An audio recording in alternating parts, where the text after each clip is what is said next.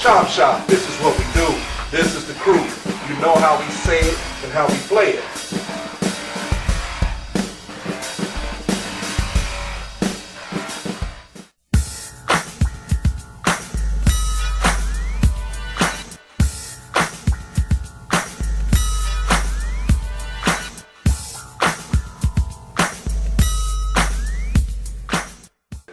Now, I'm gonna say Jordan's the devil. Now, look, all my family in Chicago, they You're not coming to my Hall of Fame speech. Hey, you know, I'm coming.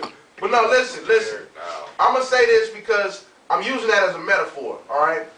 Michael Jordan came to the league.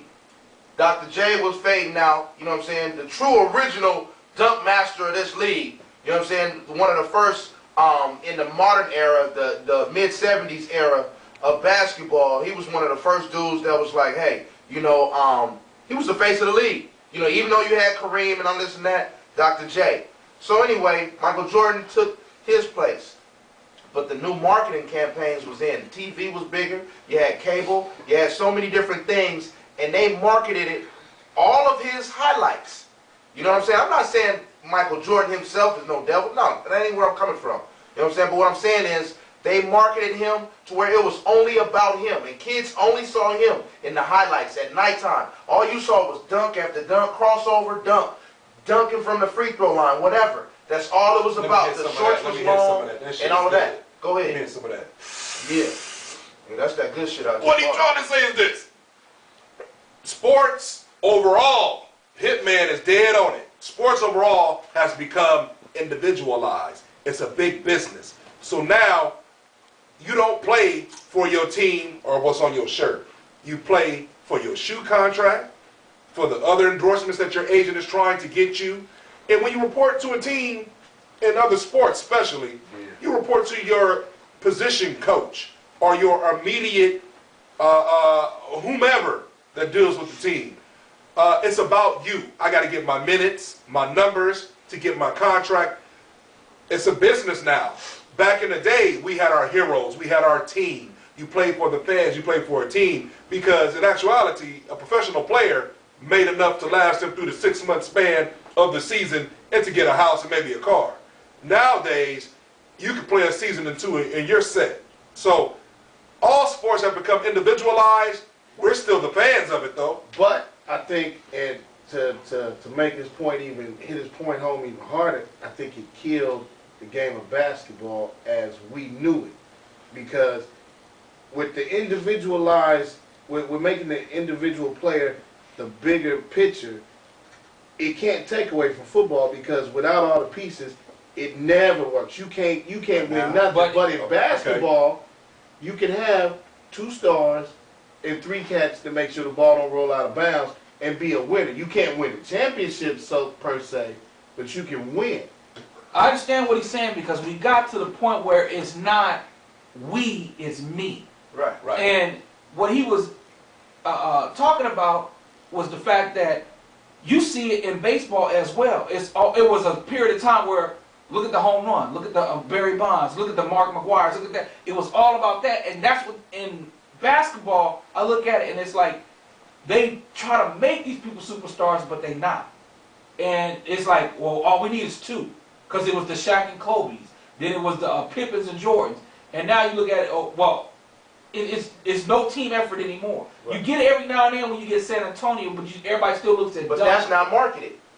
San Antonio is not marketed. Because it's fundamental play. Because it's basketball. It's fundamental play. See, first of all, a lot of people got to realize one thing.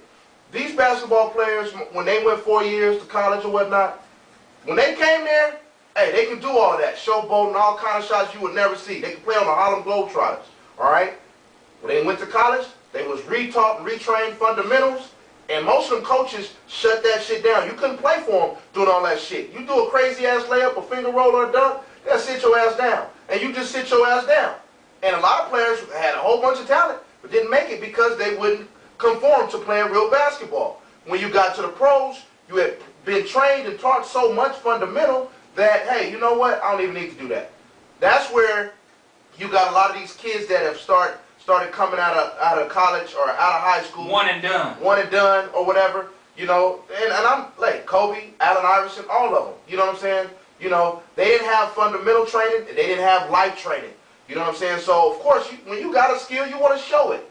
You know? But so you got, and the NBA basically just put a spotlight on it. Like, yeah, look at this little kid. But it's a bigger problem than the NBA. It's and bigger the than NFL. the NBA. Because nowadays, well, But it's killing the play in the NBA. Not the NFL, because the NFL still you may gets not think 3 years out okay, of but that listen to me like this. You may not think that, but it's individualized too. That's why you get a lot of people grandstanding up to making a tackle. No, I agree. I'm just saying, but it's not killing the game. It's killing the game as far as like you made a tackle on the opening Okay, kick. well, I look think at I'll tell you. And you watch down and going. Okay, but let me tell you why it kills the game. I want to say this real quick. It kills the This NBA is why game. it kills the game in the NFL. Okay, you look at the way the game was played over 30 years ago.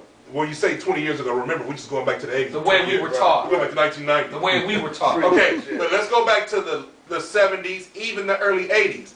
Well, really, the mid-70s, late 70s.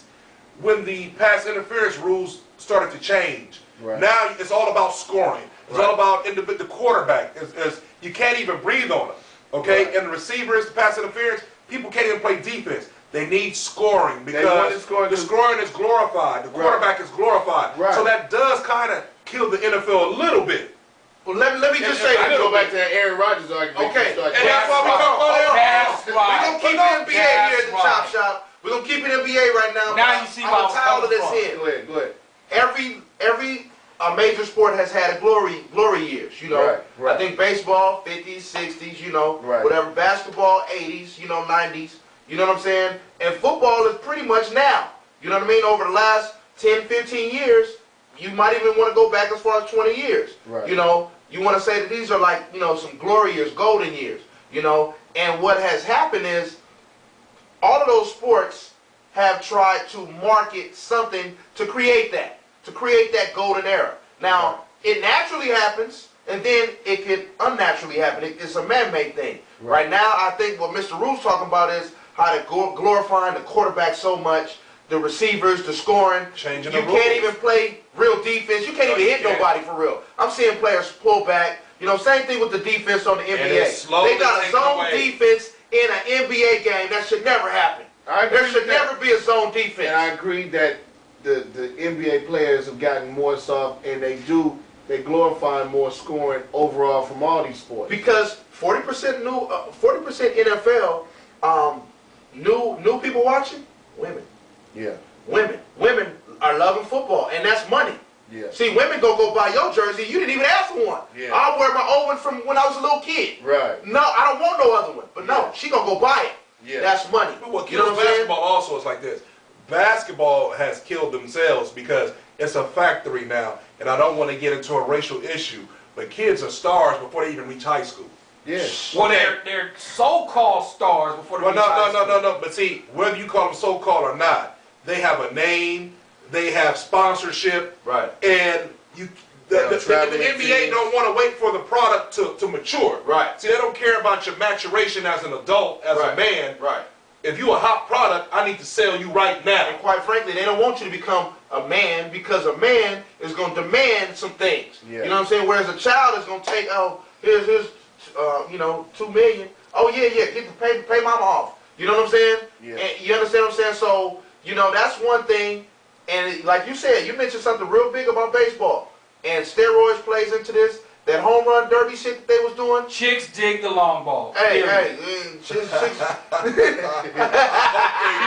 Keep your focus, dog. I love to say, I got some love. Hey man, hey. I want to say this real quick.